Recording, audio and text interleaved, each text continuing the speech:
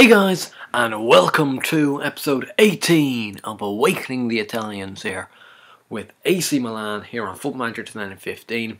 It's the 16th of April 2016 and we have got a crunch title fixture at home to Juventus. I know I said I'd come back for the Inter Milan game, which was actually just the game preceding this Juventus game, but I felt due to the situation regarding the title, this one was a bigger game to commentate, so I went for it.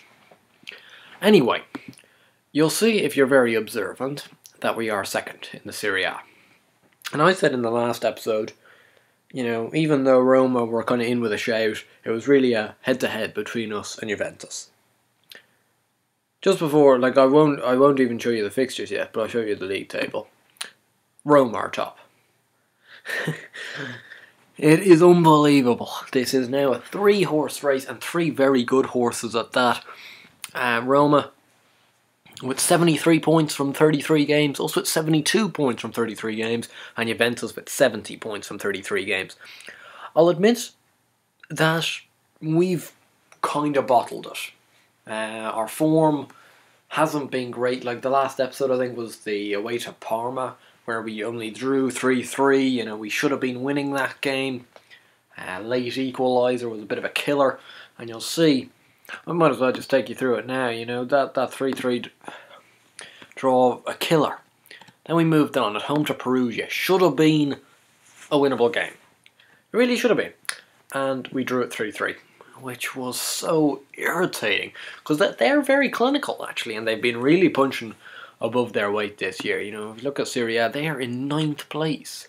They've next to no finance on them. Look at their rise here. Not too shabby whatsoever. But we went 1-0 up. Giacomo Bonaventura in the 17th minute. Happy days. But then Kermit Erasmus, Kenneth Zohore and Fabian Monzon made it 3-1 after just 56 minutes. Matteo De Sciglio scored, I think, his first of the year in the 79th minute from right back. And Christian Zabata scored an absolute blinder from a corner, which was actually headed out, and he kind of half volleyed it in from around 18 yards in the 86th minute to give us what was a deserved point, but a point really wasn't good enough in this game. As you can see, it was the same really as the Parma game. We had more shots. We had more of the ball. We actually didn't create that much with it. Them having 2 clicker chances to our 1. We did have 5 half chances, but half chances, what I'm realising lately, is they don't seem to actually end up kind of providing many goals whatsoever. So that was disappointing. But they were a lot more clinical, and they were very clinical at that. I think all 3 goals, though, were from corners. So there's something with that, but you can't give out too much. I think this year's game has actually been pretty good after the early fix. The corners haven't actually been too bad, so hopefully it won't end up kind of costing us in a really big game near the back end of the season. But that one was a bit of a kick in the teeth, but not as much as this one. We travelled away at Roma, and Roma had just actually beaten Juventus 2-1, so that's really why they're now where they are, because they managed to beat us and Juventus in consecutive weeks. But this one was a mauling, which means we've played Roma twice this year and have had an aggregate score of 8-0 Roma. They won 4-0, and I really don't know what happened in this game, to be honest, because it was quite tight, as you can see, if not us having the edge. But Gervinho, 2 from Matteo Destro, plus he missed a penalty, and Daniele De Rossi made it 4-0. But there wasn't actually that much to kind of really separate the two sides. They had more shots than us, but we had more possession than them. We hit the woodwork twice to their 0. They had 2 clear-cut chances to our 1. We had 1 half chance to their 0. So it really was an extremely tight game. But they were just so clinical. Again, I feel like a broken record saying it, but our opposition seemed to convert every single chance they always have, as for we seem to always miss any chances we seem to get. As I said, though, they did miss a penalty. That was right at the end. That could have made it 5-0. That would have been really embarrassing. Although, I have to say, 4-0 isn't exactly what I wanted either. Which is really given Roma the opening Us and Juventus have both opened the door, because both us and Juventus have been in dodgy enough form. So it's going to be interesting to see how today's game turns out.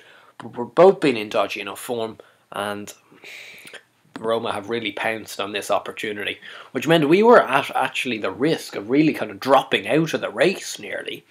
Just the fact that Roma just caught up with us was made it so we were kind of just about still in it. But we have to go on a very good end of season stretch. And we started this off quite well, because we beat at home to Sampdoria 3-0, which, solid result, expected result, but we at least did produce it this time round. Giacomo Bonaventura in the 5th minute, Andrea Poli in the 9th minute, and Angelo Enriquez in the 33rd minute, alongside Akuma Babacar sending off for them in the 45th minute even, plus 2 additional, meant that they really never came at us. 15 shots to 7, we had 55% of the ball, hit the woodwork once, and 3 clear-cut chances to 1 and 3 half chances to 1. So they did have a clear-cut chance and a half chance, but they didn't convert either. And we were just much better in this game, and we took our chances early on. We made kind of the work done early. You know, the game was done after 33 minutes, which is always very satisfying when you're in a game that you kind of must win and you put it to bed early. And it's really the best way you can do it. But there was never in our next game going to be any putting it to bed early. When we travelled, well, we didn't travel. We went to the San Siro, but we were away at Inter Milan, and we managed to win the game 3-2. A fantastic result. Now this one kind of swayed here, there, and everywhere. Samuel Umtiti gave us the lead. 29th minute, front post, flick on header. Happy days. But then we conceded a penalty. Ezekiel Munoz fouling fouling Mauro Icardi. Adam Lalic stepped up. Goal, 1 apiece, 51st minute. Mbai Niang comes off the bench. The youngster hasn't scored since the Stone Age, and scores in the 79th minute. What a piece from the young Frenchman. His 8th of the year. I think he's been on 6 or 7 for ages now, though. But fantastic from him. Then we got a penalty ourselves. Yarmolenko converted. But then that was 3-1 after 82 minutes. I thought the work was done. But then Jermaine Lenz made it 3-2 in the 83rd minute. Immediately. It was back to game on. It was Inter Milan 2, AC Milan 3. But we just, and I mean just, held out. Because this game was actually one of the few games that really was in favour of the opposition. Milan had 19 shots to our 14. We had 51% of the ball, so just slightly more. They had hit the woodwork once. We didn't hit it at all. They had 6 clear-cut chances to our 3 and 4 half chances to our 2. So they really outperformed us. But this time, finally, we were the more clinical side. And a bit of luck with the penalty. And we managed to scrape a victory. And I really mean scrape. Anyway, you've seen the league table. That's how it looks like. We've got 5 games left. We're already 2 ahead of Juventus. Rome are 3 ahead of Juventus. If we win today, we could... Now, it still would be possible, but we could really hamper Juventus's hopes of winning the title, which would be a massive step to winning it. You know, you'd only have to then contest against Roma. But if we lose today, we're really in the lurch, because we'll be behind Juventus, and Roma will be 1 point ahead of us with a game in hand. If we have a look at our own player statistics, as per usual, the top scorer is Bonaventura with 18. Niang's now got 8, Zivkovic 8, and Enriquez 8. Umtiti and Yarmolenko 6 apiece. Top provider, Bonaventura with 15. Enriquez and Desciglio with 8. Podolski has got 6 since arriving on loan. And average rating wise, if we again take away Saponara, has been Bonaventura, Desciglio, Yarmolenko, Albertazzi, and Umtiti. So we'll go into today's game. We do have a few injuries. A few of them don't really matter, but Kazuki Honda's gone for the season. He's out for another 5 to 7 weeks. It was 2 to 3 months at the time, and same with Ignacio Abate. He's still out for another 2 months. Zivkovic is out for another 3 to 6 days, but he has been out for a bit. So it'd be nice to see him coming back. Just gives us a little bit more depth out for 2 weeks. So he had a 3-week injury at the time. So nothing too big, nothing that's really going to affect him. But of course, I'd love to have him just for that. As I said, a little bit of squad depth. And Nigel de Jong picked up just a light injury, and he's coming back in 3 days. It was a bit of a disappointment. Actually, sorry, it was a 4-week injury. It wasn't a light injury, but which has kind of hampered him a little bit. But Andrea Poli has been actually playing quite well in the middle of the park, so hopefully he can continue that. So we'll get into today's game and the team we have gone for in this monumental game, and I mean that. It's a huge game. Is Diego Lopez in goal. Back 5, Yarmolenko, Umtiti, Munoz, Sabata and Desciglio. Change that. Marlon in for Sabata. They sometimes do that. I prefer Marlon in there actually than Sabata. Neusteuder and Poli in central midfield. Bonaventura playing behind Niang and Podolski. Niang preferred to Danny Ings. Danny Ings really, he hasn't scored since the Stone Age. He hasn't scored since the dawn of time, it seems. We could be waiting a long time till he gets a goal. Their team: Buffon, Asamoah, Chiellini, Bonucci, Cascarez and Lichtsteiner, Marquisio, Vidal, Pirlo, who is of course joining us in the summer, Prato and Tevez up front. Paul Pogba again misses out. Has Paul Pogba left them? Or is he just always injured when we play them? He's suspended this time. God, he never plays against us. Now, I think that's fantastic for us. I don't want to play him, but he never seems to come up when we're playing against them. He's either injured or suspended all the time. Diego Lopez, he's the only one who's got poor morale at the moment, because I think he is a bit homesick, and I kind of said you kind of gotta get on with things, and he didn't take that nicely at all, which is a little disappointing. I'm hopefully going to rectify it at some stage. He might even leave in the summer, though. You never know. He's getting on now, 34 years old, I think. And Nicola Lili really showed promising potential in the few games he's played this year. Because he had to play a bit because Lopez was out for 2 to 3 months at one stage early in the season. Anyway, we started off the game here. Come on, Bonaventura. Oh, it's away by Vidal, but Tevez now on the bench, on the break. This could be dangerous. Carlos Tevez, one of the most dangerous players in the league. Vidal, Munoz, what a tackle that is. But Bonucci finds Quado Asamoah inside to Vidal. Oh, chance. Niang, go on, Niang. Bonaventura, go on. Bonaventura, Yarmolenko. Oh, wait, is that on extended? Yeah. Just sometimes does that. I really don't know why, but you just know immediately there's been a highlight kind of done that it's on extended rather than key. Unfortunately, this is key, I think. And here come Juventus, Prato, Tevez. Don't let that man in behind, Yarmolenko. You're not really looking at him. Tevez, Prato. Oh, Diego Lopez just gets there in the nick of time. Don't know whether this actually is still on extended, but it'll just take until the next kind of processing break for it to be key. But here's Pirlo, finds Tevez again. Oh no, Prato. 1-0 Juventus. I really hope this isn't going to be like one of the Roma games where just all goes wrong. Because we can't afford to lose today. If we draw, we're still in it. We are. But we cannot afford to lose the game. Because otherwise I think we can kiss goodbye to those title hopes, unfortunately. Which is so disappointing because we've been in command actually for a long part of this season. We've kind of taken it upon ourselves. Well, that replay was extremely helpful. Only lagging 100 times or something. I doubt you made anything out of that, but Prato was just put through and he slotted it past Diego Lopez. It's 1-0 Juventus. I'm going to have to try and just erase that from memory. We're having a fair whack of the possession, but I'm not actually created anything with it yet. So let's go a little bit more attacking early on. I know it's a risk, but when you're looking for results, you have to take risks. even if it's against the likes of Juventus.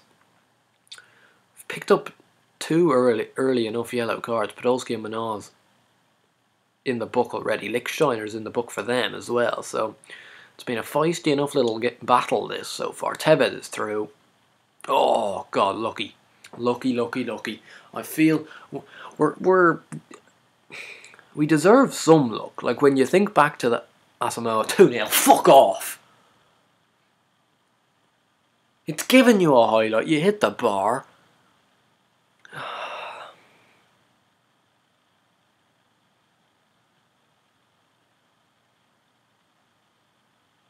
That is so poor. And we're at 6s and 7s there. And it really is. It's turning into the Roma game all over. Both Roma games all over again.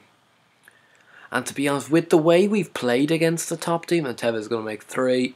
Wait for it. Yeah, oh, fuck off. Are you taking the piss out of me now?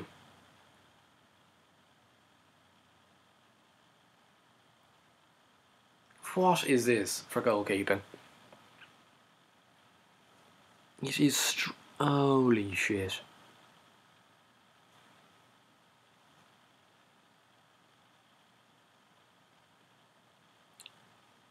To be honest though, like if we're gonna play like this against the bigger teams, which has been really the case in all scenarios, like when you look at the teams we're up against there, Juventus and Roma, taking it that we lose this game, which I'm... Oh, fuck! Oh, fuck off. We'll have taken 1 point. 1 point out of 12 from the games against those two teams. Which is simply not good enough. If you're gonna try and win a kind of tight title race, you gotta do better than that. Come on, what can we do? Nothing much really. Danny Ing's gonna come in for Niang. I don't think that's gonna make any difference. If not, it might make us worse. But really, two extremely sloppy goals from our point of view. The corner, which was just slack defending, and then that third one, which Diego Lopez just decided to throw it into the back of the net himself. You know, cheers for that, mate. Demand more. Because they don't, like, even in these sort of games, we don't even give ourselves a little bit of pride, you know. Can't bring on anybody else to bring in for Podolski, so we're going to bring on Saponara for Bonaventura, who hasn't turned up. He's not really a big game player, it doesn't seem. And it looks like another defeat in a big game. And another... It's not like they've eked a 1-0 or anything. Like, they've fucking dominated. And we've lost the game 3-0. And it could still end up being more. Because we're not creating anything. There's no chance of us scoring a goal today. And now the game is just being prolonged by this booking after booking. Like, ref, cop on. It's been around 20 bookings in this game. Is there anybody on the pitch who hasn't been booked?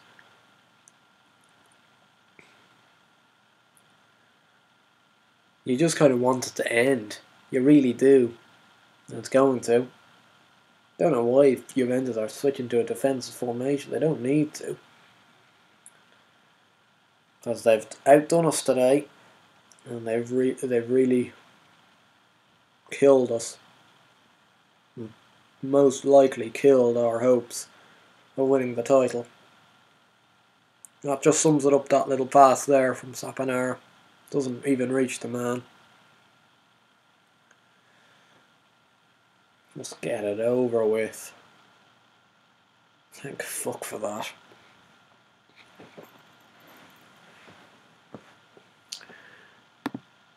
I don't know why Diego Lopez is looking furious. You're the one who fucking passed it into your own net. 3-0.